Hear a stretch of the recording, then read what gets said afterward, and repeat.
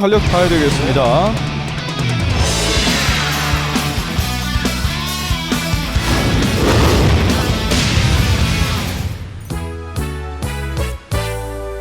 네, 모닝와이드 3부 오늘은 오목공원에서 이렇게 생방송으로 진행하고 있습니다. 네, 오늘 바람도 간간히 불고 구름도 끼어 있어서 그런지 아침에 공원 나와 보니까 굉장히 시원한 느낌이에요. 네, 이렇게 날씨에 따라서 또 교통 사고 가능성을 알려주는 서비스가 있다고 하는데요. 일기예보랑 비슷하다면서요? 네, 맞습니다. 교통안전공단에서 실시하고 있는 교통안전예보 서비스가 있는데요. 예를 들면 서울 지역은 오후 4시에서 5시 사이에 교통사고가 가장 많이 일어날 것으로 예상되니 각별한 주의가 필요합니다 라는 식으로 매일 교통사고 위험도를 지역별 예보 단계로 미리 알려주는 교통안전예보가 있습니다. 예. 네, 이와 함께 운전하기 전에 꼭 확인해야 할 것들 화면을 통해서 만나봅니다. 교통사고 사상자 10분마다 1명씩 발생. 안전한 대한민국을 만들기 위해 오늘도 달린다. 안지환의 블랙박스로 본 세상 지금 시작합니다. 네, 양화대교로 빠지려는 제보자. 그런데 갑자기 차량 한 대가 끼어들기를 시도하고 있어요.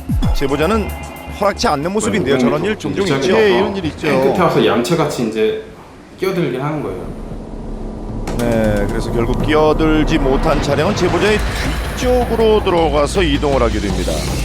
자, 그러자 양화대교를 진입하면서 사건은 시작됐는데요. 뒤에 있던 검정 차량이 제보자의 앞을 이리저리 막아서며 운전을 방해하고 있어요. 의도적이네요. 안 되는데요. 위험하잖아요. 보복이다. 네. 그렇죠. 내가 아까 안 껴진 거에 대해서 지금 얘가 이런 행위를 하는구나. 앞에서 잘 달리던 차량이 갑자기 급정거를 하면서 아슬아슬 피하기까지 계속해서 제보자와 실랑이를 벌이던 그때 검정 차량이 결국 섰네요. 내려요. 아니 그냥 서버리는 거예요. 제보자를 향해 오는데요. 오더니 다짜고짜 도로 한복판이잖아요. 역사를 잡고 목을 막 쳐요. 어이구, 치면서 또 쌍욕하고. 도로에서 그러면 안 되는데요. 네. 이거 정말 저는 안 좋은 상황까지 갔네요. 뿌리 친 것밖에 없어요. 이 뼈를 움켜쥐고서 막 흔들었어요. 지금 여기가 지금 이 설골이라는 게 지금 부러져서 다치셨군요. 네. 네, 게다가 상대방은 경찰에 신고하려던 제보자의 머리를 사정없이 때립니다. 네, 그의 폭행은 여기서 끝나지 않았습니다. 제보자의 목을 잡고 흔드는 남자. 달리는 차량들 사이로 위험에 노출돼 있어서 더욱 아찔해 보이는데요. 네네네네. 그런데 인근 지구대에서 경찰이 출동하자 황당한 일이 벌어졌다고요. 네? 서로 싸우고 있다. 무슨 일이죠? 역사를 잡고 싸우고 있다라는 이제 그런 비슷한 류의 신고가 들어와서 그 제3자의 목격 진술 때문에 쌍방 폭행이 성립이 된다는 거예요. 뿌리친 거 막아는 방어한 것밖에.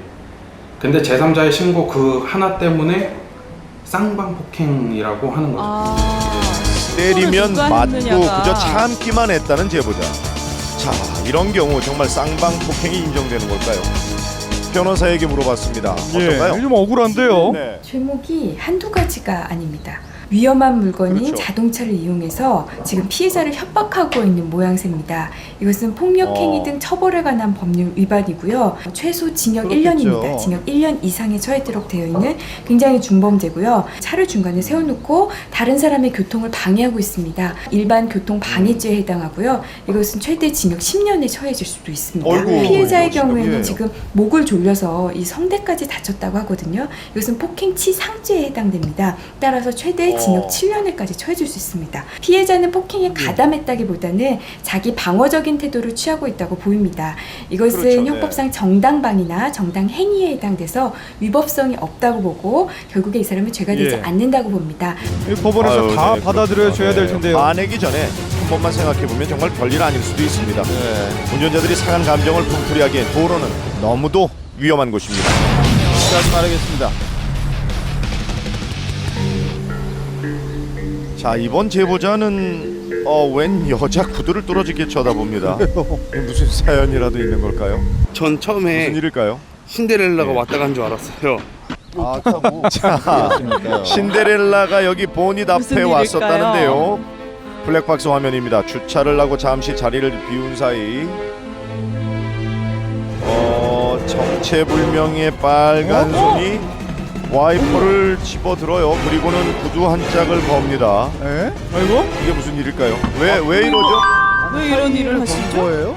왜 그럴까요? 이 무슨 일입니까? 얼굴은 안 찍혔는데요. 전혀 이해가 안 되는데요. 팍 놓더라고요. 네. 기스날 정도로. 엄청 당황했죠. 허무하고. 겨우 3일 된 차에다가 아 그래요. 아니 왜 자, 그랬을까요? 이쪽에다 한 짝을 걸었으니 이쪽에다도 걸까요? 아 또 걸어요. 거네요. 청소하시는 분이었던 것 같아요. 아무래도 여성 운전자분들은 일단 운전을 할 때는 이제 다른 걸로 갈아시잖아요. 땅에 예, 이런 내려놔도 분들 네. 많으세요. 집에 모르고 가시는 거예요. 아, 다행히 차에 기스가 하나도 그렇군요. 안 나고 뭐 신발도 새로 사면은 뭐 친구들이 밟고 그러잖아요. 액땜했다 네. 뭐 쳤죠 뭐. 네, 흠집이 안 나서 다행입니다. 예. 네, 찾아주려던 아저씨의 마음도 이해합니다. 아, 그나저나 저 구두 잃어버린 여자분은 얼마나 황당하실까요? 맞아요. 잘못 찾아드렸네요.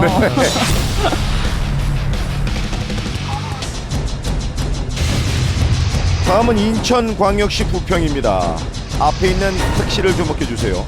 출발함과 동시에 잠깐만요. 지금 예. 도로에 사람이 쓰러졌습니다. 아이고. 이게 무슨 상황이죠? 막 이렇게 안 잡혀주려고 애쓰다가 넘어지는 그런 것 같더라고요. 술이 취한 사람 같더라 이 말이죠. 그 사람. 오. 정상적으로 몸이 정상적으로 가는 사람은 아니더라고요. 술 취한 사람이 아유. 딱 와서 잡으니까 아마 그냥 안 태우려고 골 잡을 것 아이고 같으니까. 아이고 아이고. 자, 한 번쯤 택시에 승차 거부 당해 보신 분들 있으실 거예요. 심하게 취했거나 기사가 원하는 행선지가 아닐 때더러 이런 일이 발생하는데요. 네.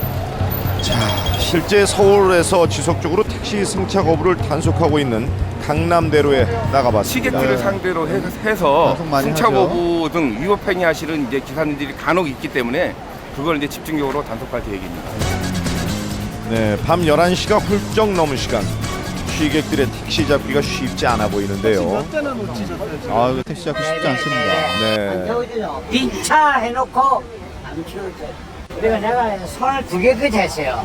그래 주겠다고. 아이고. 형이 완전 고라 떨어져서 비틀거리고 저는 그냥 시간 나고 이러는데 택시 한 10대 지나가요. 민차인데 이렇게 한다고 그냥 10대 지나가야 다. 자, 그렇다면 택시 기사님들이 취객을 꺼려하는 이유도 한번 들어봐야겠죠. 사가지고 깨우는 데 있어요. 힘들고 자기 집도 모르고 하니까 취입해서 지성을 부리고 막 파초 쏘고 가야 되고 시간을 다 진짜 흘려버리면 그렇다. 그날 뭐 그렇죠. 나가는 거죠.